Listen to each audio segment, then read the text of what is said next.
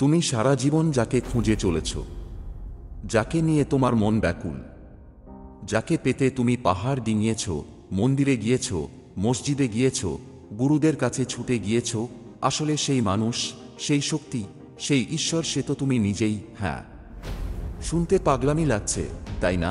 কিন্তু এটাই অসুর বাণী। তুমি সেই যাকে তুমি খুঁজছ।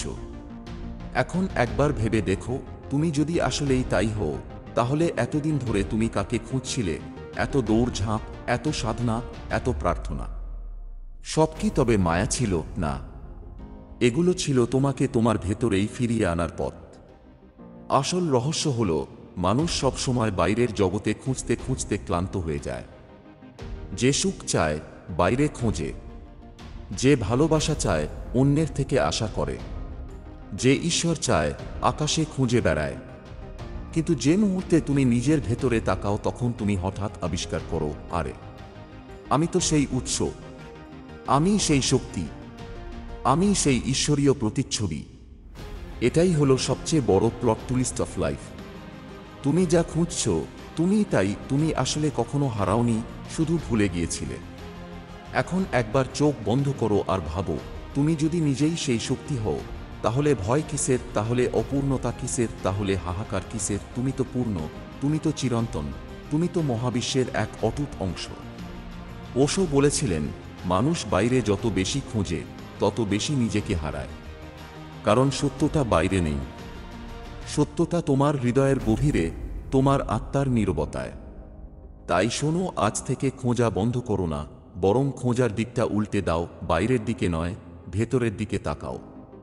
কারণ শেষ উত্তর, শেষ সত্য, শেষ ঈশ্বর সে তুমি।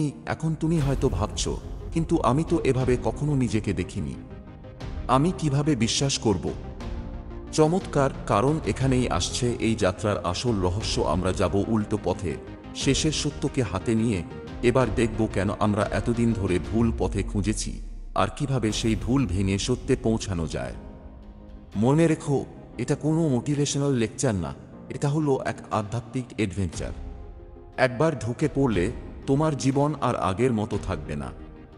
কেন আমরা বাইরে খুঁজি কিন্তু পাই না? ভেবে দেখেছ কোনোদিন? তুমি জন্মের পর থেকে সবসময় কিছু না কিছু খুঁজেই চলেছ।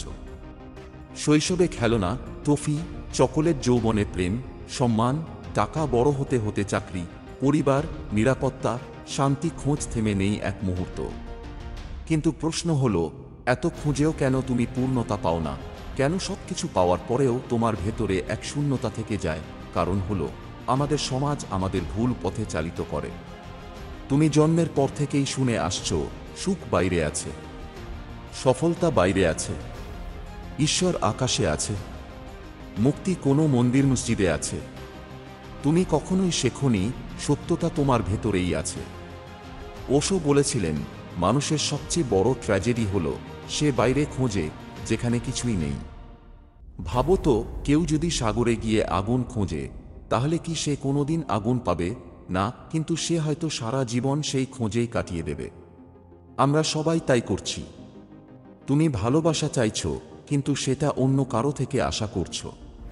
তুমি শান্তি চাইছো, কিন্তু সেটা ধর্মীয় রীতিনীতি থেকে আশা করছো। তুমি ঈশ্বর চাইছো, কিন্তু সেটা আকাশে, মূর্তিতে, বইয়ের পাতায় খুঁজছো। কিন্তু সত্যতা হলো, ভালোবাসা তোমার হৃদয়ের ভেতরেই আছে, শান্তি তোমার শ্বাস প্রশ্বাসের নীরবতায় আছে, ঈশ্বর তোমার আত্মার গভীর সত্তায় আছে। কিন্তু আমরা ভুল করি কেন? কারণ বাইরে খোঁজা সহজ, ভেতরে তাকানো কঠিন। বাইরে তুমি হাজারো জিনিস দেখতে পাও, ঘর, গাড়ি, টাকা, মানুষ। কিন্তু ভেতরে তাকালে নীরবতা, শূন্যতা, অজানা ভয়।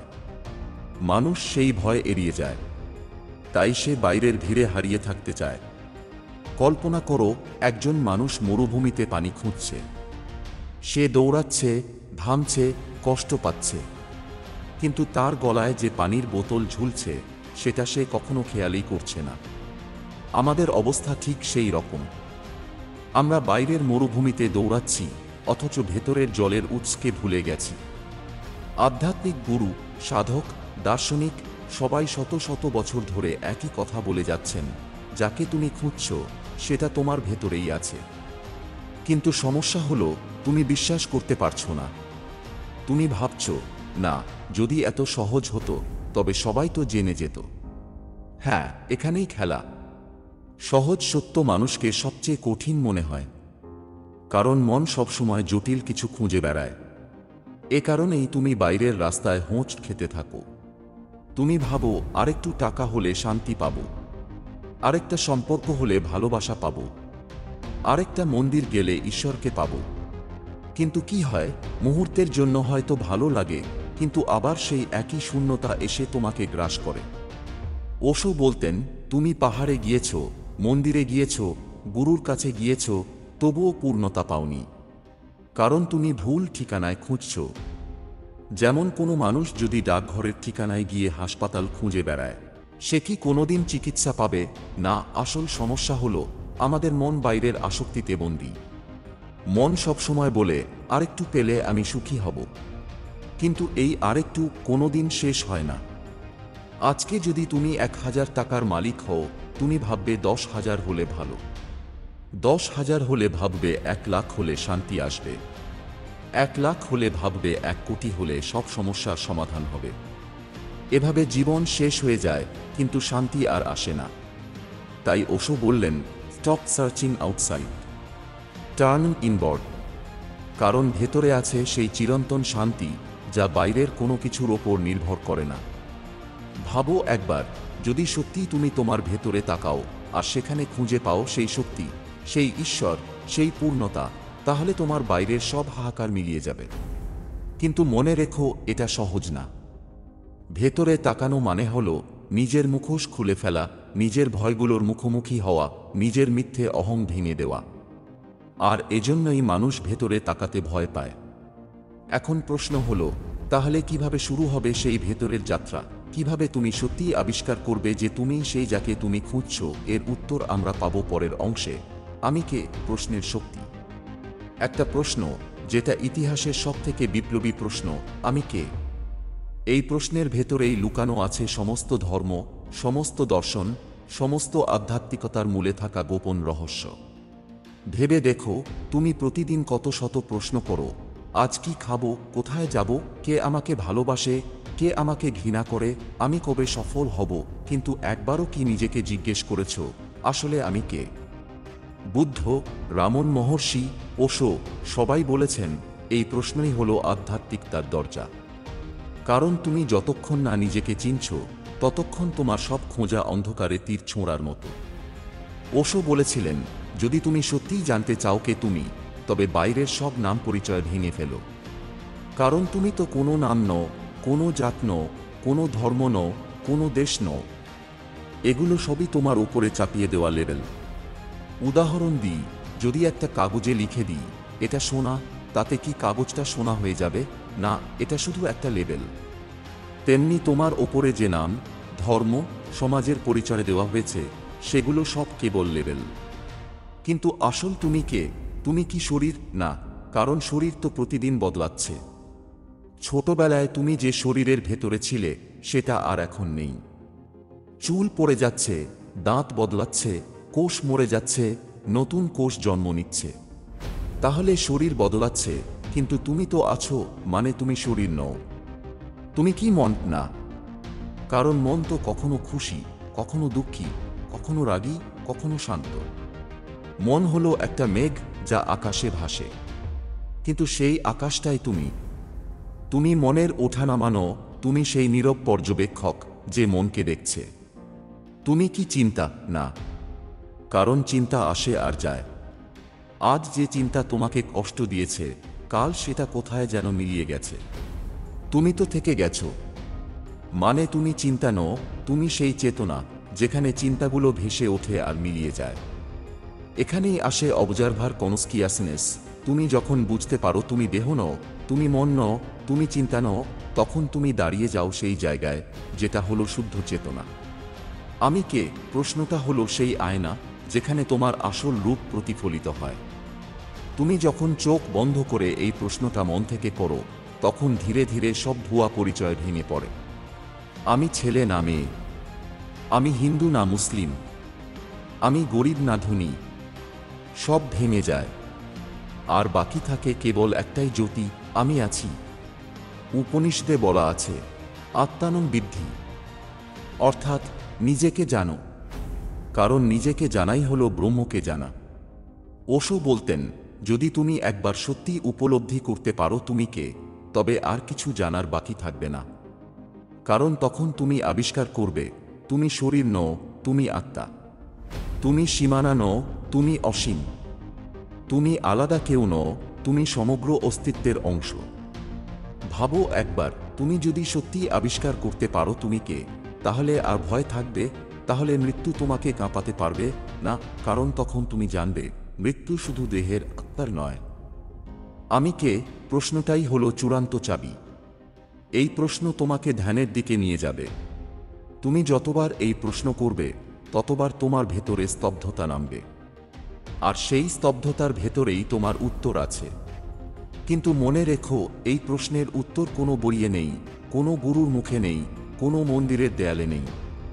এই উত্তর শুধু তোমার ভেতরেই আছে। তুমি যদি সত্যি অনুসন্ধান করো তবে একদিন হঠাৎ করে আবিষ্কার করবে আমি শরীর নই, আমি মন নই, আমি আত্মা। আর সেই মুহূর্তেই তুমি বুঝে যাবে তুমি যে ঈশ্বরকে খুঁজছিলে সে আলাদা কেউ নয়, সেই তুমি। তাই মনে রেখো, আমি কে প্রশ্নটা ছোট মনে হলেও এর ভেতরে লুকিয়ে আছে সমগ্র মহাবিশ্বের রহস্য। এই প্রশ্নের গভীরে নামলে তুমি পৌঁছে যাবে মুক্তির দরজায়। ভেতরের ঈশ্বর, দ্য গড উইদিন। শুনো, তুমি এতদিন যাকে আকাশে খুঁজে ফিরেছ, যাকে মন্দিরের পাথরের মূর্তিতে দেখেছ, যাকে ধর্মগ্রন্থের পাতায় খুঁজেছ, সেই ঈশ্বর আসলে কোথাও বাইরে নেই। তিনি আছেন তোমার ভেতরে। ভাবো একবার, তুমি শ্বাস নিচ্ছ, এই শ্বাসের ভেতরেই প্রবাহিত হচ্ছে এক অদৃশ্য শক্তি। তুমি চোখ মেলেছ, আকাশ দেখছ। এই দেখা আর দেখার পেছনে যে চেতনা আছে সেটাই তো ঈশ্বর। তাহলে কেন তুমি ঈশ্বরকে আলাদা কোথাও খুঁজছ? ওশো বলেছিলেন, ঈশ্বর কোনো ব্যক্তি নন, ঈশ্বর হলো অভিজ্ঞতা। যেমন প্রেম, যেমন আনন্দ, যেমন নীরবতা। তুমি কি প্রেমকে কোনো মূর্তিতে দেখেছ? না, তুমি প্রেমকে অনুভব করো। তেমনি ঈশ্বরকে দেখা যায় না, শুধু অনুভব করা যায় তোমার ভেতরে। সমস্যা হলো ধর্ম আমাদের চোখ ঘুরিয়ে দিয়েছে। তারা বলে ঈশ্বর দূরে আছেন, তুমি পাপী, তুমি ছোট, তুমি নগণ্য, তুমি তাকে পাবে না যতক্ষণ না হাজারো নিয়ম পালন করো। কিন্তু আসল সত্য হলো ঈশ্বর কখনো তোমার বাইরে ছিলেন না। তুমি জন্মের পর থেকেই তিনি তোমার নিঃশ্বাসে, তোমার হৃদস্পন্দনে, তোমার চেতনায় আছেন। কল্পনা করো, একজন মাছ যদি সাগরে থাকে আর বলে আমি পানি খুঁজছি। কতটা হাস্যকর শোনায়, তাই না? তেমনি তুমিও ঈশ্বরকে খুঁজছ, অথচ তিনি তোমাকে চারদিক থেকে ঘিরে রেখেছেন। উপনিষদে বলা আছে, অর্থাৎ ঈশ্বর প্রতিটি জীবের হৃদয়ের গভীরে অবস্থান করছেন। তাহলে মন্দির, মসজিদ, গির্জা কেন? এগুলো শুধু পথের দিশা, কিন্তু শেষ গন্তব্য সব সময় তোমার ভেতরেই।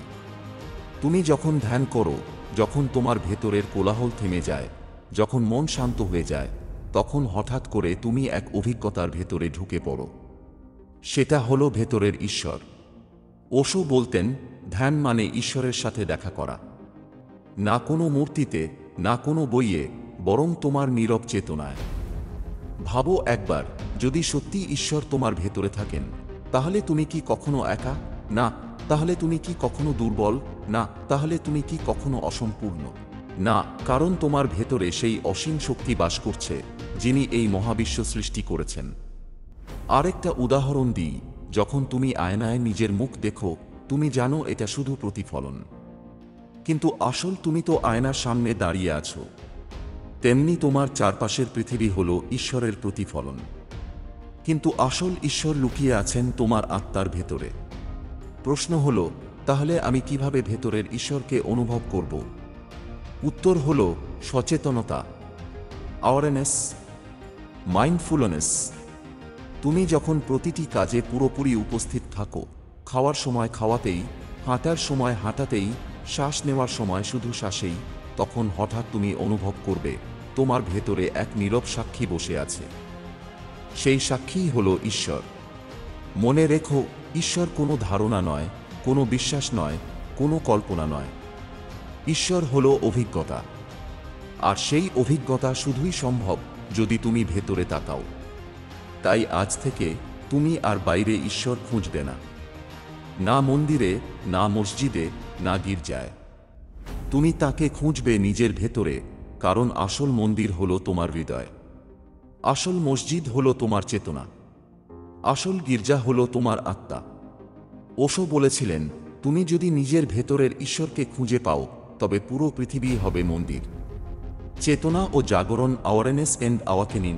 শোনো, তুমি কি কখনো লক্ষ্য করেছ মানুষ প্রতিদিন কত কিছু করে, কিন্তু জীবন কেন বঞ্চিত মনে হয়? কারণ আমরা একদম অচেতনভাবে বাঁচছি। আমরা সকাল থেকে রাত পর্যন্ত চলতে থাকি, মনকে অন্য কোথাও রাখি, অতীতের ভুল নিয়ে চিন্তা করি, ভবিষ্যতের ভয় ভোগ করি। তুমি কি জানো, এই অচেতনতা আমাদের সবচেয়ে বড় শত্রু।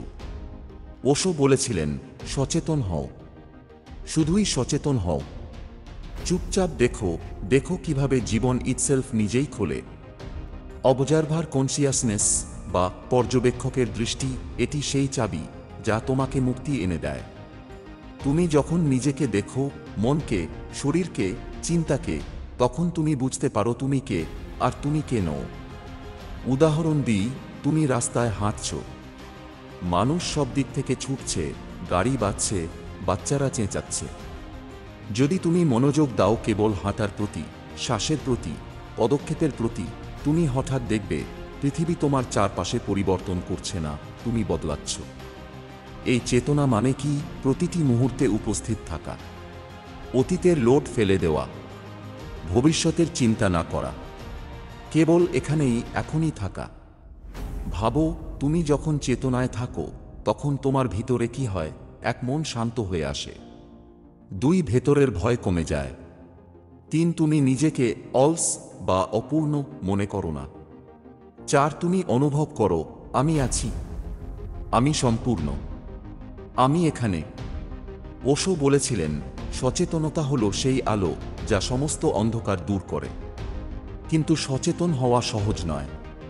আমরা আচ্ছন্ন হই সোশ্যাল মিডিয়া, খবর, চিন্তা, রাগ, অভিমান, এবং এই অচেতনতার ভেতরেই আমরা নিজেদের হারাই। তাহলে কি করতে হবে? প্রথম পদক্ষেপ হল অবজারভার কনসিয়াসনেস। শুধু দেখো, কি ভাবছো, কি অনুভব করছো। বিচার করো না, প্রতিক্রিয়া দেখাও না, শুধু দেখো। ধীরে ধীরে তুমি লক্ষ্য করবে, তুমি চিন্তা নও, তুমি রাগ নও, তুমি সুখ নও, তুমি যে সব কিছু দেখছো তার চেতনাই তুমি। এই অবজারভারে বসে থাকা অভিজ্ঞতা হলো জাগরণের সূচনা। যখন তুমি সত্যিই দেখবে নিজেকে, তখন জীবন আর বাইরের অবস্থা বা মানুষদের উপর নির্ভরশীল থাকবে না। তুমি শান্ত থাকবে, তুমি পূর্ণ থাকবে। উদাহরণ দিই, একজন মানুষ যাকে মানসিক চাপ থাকে, সে যদি শ্বাসের প্রতি পুরো মনোযোগ দেয়, শুধু নীরবভাবে শ্বাস দেখলেই তার চাপ কমতে শুরু করে। কারণ সে বুঝতে শুরু করে, আমি চাপে নই, আমি দেখছি চাপ। এই সহজ অনুভূতিই হলো মুক্তির প্রথম ধাপ।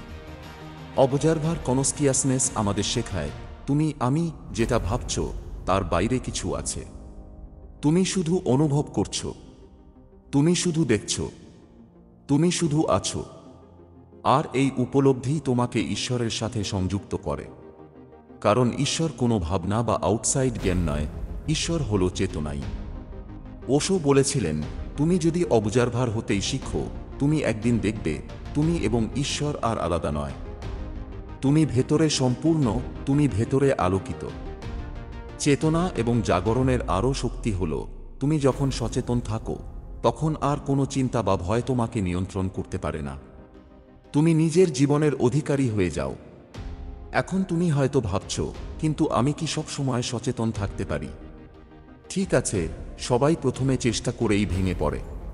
কিন্তু নিয়মিত অবজারভারে বসে দেখার অভ্যাস করলে একদিন হঠাৎ করে তুমি অনুভব করবে, সব সময় তুমি নিজেকে দেখছো, সব সময় তুমি এখানে আছো, সব সময় তুমি পূর্ণ। তাই মনে রেখো, চেতনা, অবজারভার কনসিয়াসনেস, আত্মা জাগরণ, ভেতরের ঈশ্বরের সাথে সংযোগ। আজকের অংশের মূল বার্তা, বাইরের দুনিয়া শুধুই প্রতিফলন, ভেতরের চেতনা হলো সত্য। অবজারভার হও, সচেতন হও, জাগ্রত হও। আর হঠাৎ করে তুমি আবিষ্কার করবে তুমি সেই যাকে তুমি সারা জীবন খুঁজছ। বাস্তব জীবনের উদাহরণ ও ধ্যানের টেকনিক শোনো। এতদিন আমরা জানলাম তুমি সেই যাকে তুমি খুঁজছ। ভেতরের ঈশ্বর তোমার মধ্যে আছে। অবজারভার কনসিয়াসনেস দিয়ে তুমি জাগ্রত হতে পারো। কিন্তু প্রশ্ন হলো কিভাবে এটি বাস্তবে প্রয়োগ করা যায়। প্রথম উদাহরণ, ছোট কাজেও সচেতন থাকা। তুমি যদি সকালে দাঁত মাজো, তাহলে শুধু মুখ পরিষ্কার করছো না। শ্বাস নেওয়া, হাত চালানো, দাঁত ঘষার সময় পুরো মনকে সেই কাজে রাখো। যখন মন অন্য কোথাও নাও যায়, তুমি দেখবে ছোট ছোট কাজও গভীর শান্তি দিতে পারে। এটাই হলো প্রেজেন্স বা সচেতনতা। এই অভ্যাসের মধ্য দিয়েই তুমি ধীরে ধীরে অবজারভার কনসিয়াসনেস তৈরি করো। দ্বিতীয় উদাহরণ, যাত্রা বা পথ চলার মধ্যে ধ্যান। তুমি যদি গাড়ি চালাও বা হাঁটছো, মন শুধু পথের দিকে রাখো। দেখো পথ, শোনো শব্দ, শ্বাসের প্রতি মন দাও। যখন তুমি শুধু উপস্থিত থাকো, তখন হঠাৎ করে অনুভব করবে তুমি আর স্ট্রেসে নেই, তুমি আর চিন্তায় নেই, তুমি শুধু আছো। আর এই অনুভূতিই হলো জাগরণের শক্তি। তৃতীয় উদাহরণ, সম্পর্ক ও মানুষের সঙ্গে সচেতন আচরণ। মানুষকে পরিবর্তন করতে পারো না, কিন্তু তুমি নিজেকে পরিবর্তন করতে পারো। যখন কেউ তোমার সাথে রাগ করে বা বিরক্ত করে, তখন অবজারভার হও। অনুভব করো রাগ আসছে, বিচার করো না, প্রতিক্রিয়া দেখিও না, শুধু দেখো। এই অভ্যাস তোমাকে সম্পর্কের মধ্যে শান্তি এনে দেবে। তুমি অনুভব করবে তুমি আর বাহ্যিক পরিস্থিতির শিকার নও। ধ্যান ও ভেতরের ঈশ্বরের সংযোগ। ওশো বলেছিলেন, ধ্যান মানে কোনো মন্ত্র না, কোনো কৌশল না। ধ্যান হলো শুধু চুপচাপ থাকা এবং অবজারভার হিসেবে দেখার অভ্যাস। সহজ ধ্যানের ধাপ, এক শান্ত স্থানে বসো, চোখ বন্ধ করো, 3 নিঃশ্বাসের প্রতি মন দাও। 4 দেখো মন কোথায় ভেসে যাচ্ছে। 5 বিচার করো না, শুধু দেখো। 6 যতবার মন অন্য কোথাও গেল, মনকে শ্বাসে ফিরিয়ে নিয়ে আসো। ধীরে ধীরে তুমি লক্ষ্য করবে মন শান্ত হচ্ছে, ভেতরের আলোর অনুভূতি বাড়ছে এবং তুমি নিজের সত্যিকারের শক্তি অনুভব করতে শুরু করছো। বাস্তব জীবনের কাহিনী, ছোট গল্প। একজন ব্যক্তি সারা জীবন বাইরে খুঁজে বেরিয়েছিল সম্পদ, ক্ষমতা, মানুষদের প্রশংসা, কিন্তু কখনোই শান্তি পায়নি। একদিন সে ওশোর বই পড়ে বসে। সে শিখল অবজারভার হিসেবে দেখার কৌশল। প্রতিদিন সে 5 মিনিট শুধু নিঃশ্বাসে মন রাখে। মাস 2 পরে সে লক্ষ্য করে সকল দুঃখ, অচিন্তিত ভয়, দুশ্চিন্তা মিলিয়ে গেছে। সে আবিষ্কার করল শান্তি কোনো বাহ্যিক জিনিস নয়, শান্তি ছিল তার নিজের ভেতরে। সে নিজেকে পেয়ে গেল যাকে সারা জীবন খুঁজছিল। ধ্যান বাস্তব জীবনের অনুশীলন মিলিয়ে বার্তা। 1 সকালে ঘুম থেকে উঠে শুধু শ্বাসে মন দাও। 2 খাবার খাওয়ার সময় খাওয়াতে পুরো মন দাও। 3 পথ চলার সময় শুধু চলার অভিজ্ঞতায় থাকো। 4 সম্পর্কের সমস্যায় অবজারভার হও। 5 রাতের আগে নিজের দিনটা রিভিউ করো। তুমি কোথায় উপস্থিত ছিলে, কোথায় ছলনাময় ভেবেছ। এই সহজ অভ্যাসগুলো মিলিয়ে তুমি ধীরে ধীরে বুঝবে তুমি একা নও, তুমি পূর্ণ, তুমি শক্তিশালী, তুমি ঈশ্বরের অভিজ্ঞতা নিজেই। মনে রেখো, ভেতরের ঈশ্বর কখনো জ্ঞান বা বই থেকে আসে না, তাকে অনুভব করতে হয়। প্রত্যেক ধ্যান, প্রত্যেক সচেতন কাজ তোমাকে সেই অভিজ্ঞতার কাছে নিয়ে যায়। তাই বাস্তব জীবনের উদাহরণ ধ্যান জাগরণের পথ। এখন তুমি শুধু শেখছো যে আমি সেই যাকে খুঁজছিলাম, কিন্তু পরবর্তী ধাপে আমরা দেখব মিলনের আনন্দ, পূর্ণতার অনুভূতি, যখন তুমি নিজেকে চিরন্তন হিসেবে উপলব্ধি করো। মিলনের আনন্দ ও চূড়ান্ত উপলব্ধি, the joy of union and ultimate realisation. শোনো, তুমি সারা জীবন খুঁজছ, দৌড়ছ, চেষ্টা করছ, কিন্তু হঠাৎ এক মুহূর্ত আসে যখন সব খোঁজা থেমে যায়। যখন তুমি বুঝতে পারো তুমি খুঁজছ না, তুমি খুঁজেতেছ। এই অনুভূতি হলো মিলনের আনন্দ। এটা কোনো সুখ, কোনো স্বপ্ন, কোনো বস্তু বা ব্যক্তি থেকে আসে না। এটি আসে নিজের ভেতরের ঈশ্বর এবং অবজারভার কনসিয়াসনেসের সাথে একত্রিত হয়ে। ওশো বলেছিলেন, যখন তুমি সম্পূর্ণভাবে নিজেকে চেনো, তখন তুমি আর আলাদা কেউ নও, তুমি সমগ্রতার অংশ। এবং সেই মিলনের আনন্দ হল চিরন্তন মুক্তি। কল্পনা করো একটি নদী যে সাগরে মিলছে, তার সঙ্গে লড়াই নেই, শুধু প্রবাহিত হচ্ছে আর এক হয়ে যাচ্ছে। একইভাবে তুমি যখন নিজেকে চেনো, নিজের ভেতরের ঈশ্বরকে খুঁজে পাও, তখন তুমি জীবন, পৃথিবী, মহাবিশ্বের সঙ্গে মিলিত হয়ে যাও। মিলনের আনন্দের তিনটি চাবি। এক, পুরোভাবে গ্রহণ। নিজেকে যেমন আছো তেমন গ্রহণ করো, ভালো, খারাপ, শক্তিশালী, দুর্বল। বাহ্যিক বিচার বা পরিচয়ের উপর নির্ভর করো না। 2, চেতনাবান থাকা, প্রতি মুহূর্তে অবজারভার হিসেবে থাকো। মন, শরীর, চিন্তা সবকিছু শুধু দেখো, বিচার করো না। 3, ভেতরের ঈশ্বরের সঙ্গে সংযোগ, ধ্যান, শ্বাস, সচেতনতা, এই তিনটি দিয়ে তুমি নিজের ভেতরের ঈশ্বরের সঙ্গে মিলিত হও। উদাহরণ দিই, একজন ব্যক্তি সারা জীবন ধনী হওয়ার চেষ্টা করেছে। তার জীবনে শান্তি ছিল না। একদিন সে ধ্যান শুরু করে অবজারভার হিসেবে দেখার অভ্যাস করে, ভেতরের ঈশ্বরের সাথে সংযোগ স্থাপন করে। মাস কয়েক পরে সে হঠাৎ উপলব্ধি করে, যা সারা জীবন সে খুঁজছিল সেটা সব সময় তার ভেতরেই ছিল। তার ধনী বা দরিদ্র থাকা, অন্য মানুষ বা পরিস্থিতি কিছুই আর তাকে প্রভাবিত করতে পারে না। সেই অনুভূতিই হল মিলনের আনন্দ। মিলনের আনন্দ মানে শুধু শান্তি নয়, এটি শক্তি। যখন তুমি নিজের ভেতরের ঈশ্বরের সাথে মিলিত হও, তখন ভয় চলে যায়, উদ্বেগ চলে যায়, একাকিত্ব চলে যায়। তুমি পূর্ণ এবং অসীম অনুভব করো। ওশো বলেছিলেন, সত্যিকারের আনন্দ কখনো বাইরের জিনিস থেকে আসে না। সত্যিকারের আনন্দ হল আত্মার সাথে মিলনের অভিজ্ঞতা। চিন্তা করো, তুমি সারা জীবন চেষ্টা করছো অন্যকে খুঁজে, বাইরের দুনিয়া থেকে সন্তুষ্টি আশা করছো। কিন্তু মিলনের আনন্দ মানে হল সব খোঁজা বন্ধ করা, নিজেকে খুঁজে পাওয়া, নিজেকে চেনা এবং জীবনের সাথে সম্পূর্ণভাবে এক হওয়া। Ultimate realisation. 1, তুমি আর আলাদা কেউ নও। 2, তুমি মহাবিশ্বের অঙ্গ। 3, তুমি ভেতরের ঈশ্বরের সঙ্গে এক।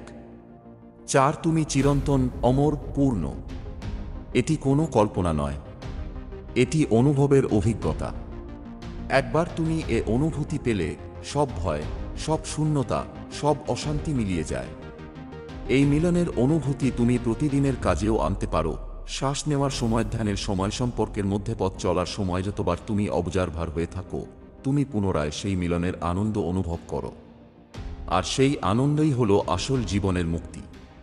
তুমি সারা জীবন খুঁজেছিলে ভালোবাসা, শান্তি, ঈশ্বর, পূর্ণতা। এখন বুঝতে পারছো সবকিছু তোমার ভেতরেই ছিল। তুমিই সেই যাকে খুঁজছো, তুমিই সেই ঈশ্বর, তুমিই পূর্ণ।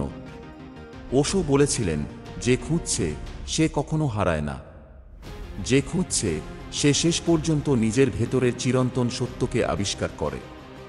আর তখনই সমস্ত জীবন এক অনন্ত আনন্দে মিলিত হয়। শোনো, তুমি সারা জীবন খুঁজেছ শান্তি, ভালোবাসা, পূর্ণতা, ঈশ্বর, কিন্তু সবকিছু বাইরে খোঁজার চেষ্টা করেছ। এখন সময় এসেছে তুমি থেমে বসো এবং নিজের ভেতরের দিকে তাকাও। আমরা শিখলাম, 1, সব খোঁজা বাইরের জগতে বৃথা। 2, সত্য, ঈশ্বর, শান্তি সবই তোমার ভেতরে। 3, অবজারভার কনসিয়াসনেস দিয়ে তুমি নিজের মন, শরীর, চিন্তা দেখতে শিখলে তুমি জাগ্রত হও। 4, ধ্যান ও সচেতন অনুশীলনের মাধ্যমে তুমি মিলনের আনন্দে পৌঁছাও। প্রথম বার্তা, যে কিছু তুমি বাইরে খুঁজছ তা সব সময় ভেতরে ছিল। যে ঈশ্বর, যে শান্তি, যে পূর্ণতা, সবই তোমার নিজের মধ্যে। দ্বিতীয় বার্তা, অবজারভার কনসিয়াসনেস, তুমি যখন নিজেকে, মনকে, চিন্তাকে, জীবনের ঘটনা দেখো, তখন হঠাৎ করে তুমি বুঝতে পারো তুমি চিন্তা নও, তুমি মন নও, তুমি দেহ নও, তুমি সেই চেতনাই যা সবকিছুকে দেখছে। এই চেতনাই হল ভেতরের ঈশ্বর। তৃতীয় বার্তা, সচেতনতা এবং ধ্যান, প্রতিটি কাজ সচেতনভাবে করা, শ্বাসের প্রতি মন দেওয়া। অবজারভার হিসেবে শুধু দেখার অভ্যাসেগুলো মিলিয়ে তুমি একদিন হঠাৎ করেই অনুভব করবে, আমি আছি, আমি পূর্ণ, আমি শক্তিশালী। চতুর্থ বার্তা, মিলনের আনন্দ, ভেতরের ঈশ্বরের সঙ্গে মিলন, জীবন, পৃথিবী, মহাবিশ্বের সঙ্গে একাত্মতা, সব ভয়, শূন্যতা, অস্পষ্টতা মিলিয়ে যাওয়া এই অনুভূতিই হল চূড়ান্ত মুক্তি, চূড়ান্ত আনন্দ। বাস্তব উদাহরণ, একজন ব্যক্তি সারা জীবন ধনী হওয়ার পিছনে ছুটছিল। ধন, পদ, মানুষ সবকিছু পেয়েও সে শান্তি পাননি। কিন্তু একদিন অবজারভার কনস্কিয়াসনেস শিখে ধ্যানের অভ্যাস শুরু করে।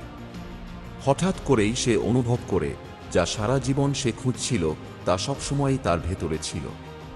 সেই অনুভূতিই হলো আসল পূর্ণতা। তুমি যদি সত্যিই নিজেকে খুঁজে পাও, তুমি আর কখনো হারাবে না। যে ঈশ্বর তুমি খুঁজছ সেই ঈশ্বর তুমি নিজে। যে শান্তি তুমি চাইছ তা ভেতরের চেতনাতেই। যে ভালোবাসা তুমি আশা করছো তা নিজের ভেতরে। এক কথায়, থেমে বসো, নিজেকে দেখো, অবজারভার হও, ধ্যান করো। ভেতরের ঈশ্বরকে অনুভব করো। তুমি খুঁজছো না, তুমি খুঁজে পেয়েছ। তুমি আলাদা নও, তুমি পূর্ণ। তুমিই সেই যাকে সারা জীবন খুঁজছিলে। আজই এক মুহূর্ত দাঁড়াও, চোখ বন্ধ করো, শ্বাসের প্রতি মন দাও, অবজারভার হিসেবে নিজের ভেতরে তাকাও। হঠাৎ তুমি আবিষ্কার করবে এই মুহূর্তেই তুমি পূর্ণ, এই মুহূর্তেই তুমি শক্তিশালী, এই মুহূর্তেই তুমি ঈশ্বরের অভিজ্ঞতা।